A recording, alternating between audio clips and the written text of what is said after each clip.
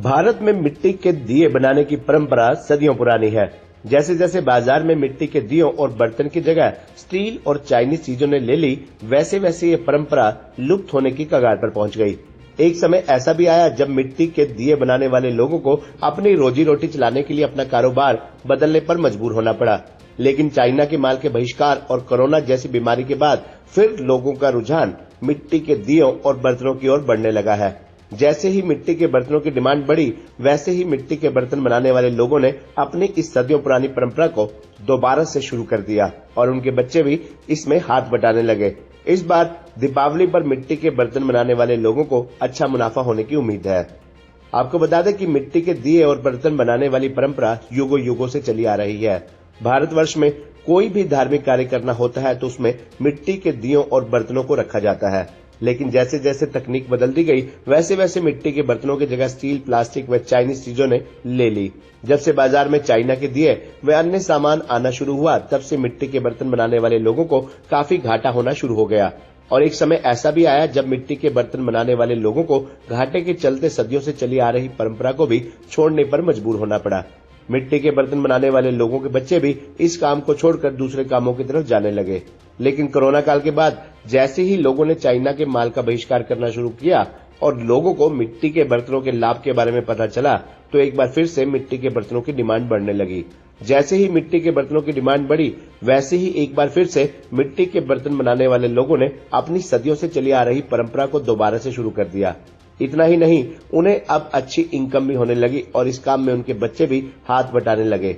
युवाओं का कहना है कि सरकार अगर हम इसके लिए कोई जगह उपलब्ध करवाए तो ये बिजनेस और भी अच्छा चल सकता है। इस बार दीपावली पर मिट्टी के बर्तन बनाने वाले लोगों को अच्छा व्यापार होने की उम्मीद जगी है। पहले तो बिल्कुल ही नहीं था जी, अब थोड़ा सा काम चला है तो इस करके ना बच्चे अब कर रहे हैं काम। अब की दिवाली अच्छी रहेगी, वैसे बाकी तो भगवान जाने।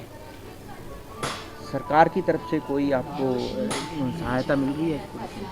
कोई सहायता नहीं मिली जी, सरकार की तरफ से कोई सहायता नहीं मिली हमें। एक टाइम ऐसा भी था जब ये जो सदियों पुरानी परंपरा है आपकी, ये बंद होने की कगार पर थी, तो अब दोबारा से ये शुरू हुई है, तो हाँ। किस तरह से देखते हैं इसको? अब चला है जी काम, देखो अब आगे आगे पता नहीं कोई कैसा चले कैसा न चले। अब की बार दिवाली से कितनी उम्मीद कर रहे हैं? तो उम्मीद तो अच्छी कर रहे हैं कि भी हाँ दिवाली अच्छी रहे, बाकी आगे परमात्मा की कृपा है। पहले बच्चे इस काम में नहीं आ रहे थे, क्या अब आपका हाथ बटा रहे हैं इस काम में बच्चे? हाँ करा रहे हैं काम।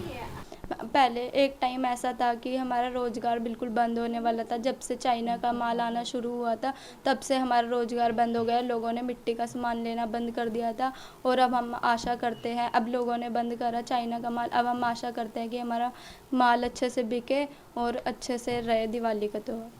इस दिवाली पर कैसी उम्मीद करते हैं? इस दिवाली पे हम अच्छी उम्मीद करते हैं। अब लोगों ने चाइना का माल लेना बंद कर दिया है। लेकिन फिर भी हम ये सोचते हैं कि जो मार्केट में स्टील की जो आइटमें आ गई हैं दीपावली के पूजन के लेके, उससे भी हमारे कारोबार में कहीं ना कहीं फ़र्क पड़ा है। लेकिन अब ऐसा है कि लोग मिट्टी की जो अहमियत है वो लोगों को पता चलनी शुरू हो गई है। मिट्टी से क्या क्या गुण हैं वो सारे, क्योंकि मिट्टी के जो बर्तन है उसको यूज़ करना शुरू कर दिया लोगों ने। किस तरह से देखते हैं? एक टाइम ऐसा भी था कि जो आपके जो लोग थे, जैसे बच्चे आगे हैं, वो दूसरे रोज़गार की तरफ अपना रुझान कर रहे थे, तो अब क्या लगता है कि अब दोबारा से इस काम में आने का? वैसे तो सभी को पता है कि जो पवित्रता है, जो मंदिर की, जो परिवार की पवित्रता है, जो मंदिर की पवित्रता है, वो मिट्टी से ही मानी जाती है।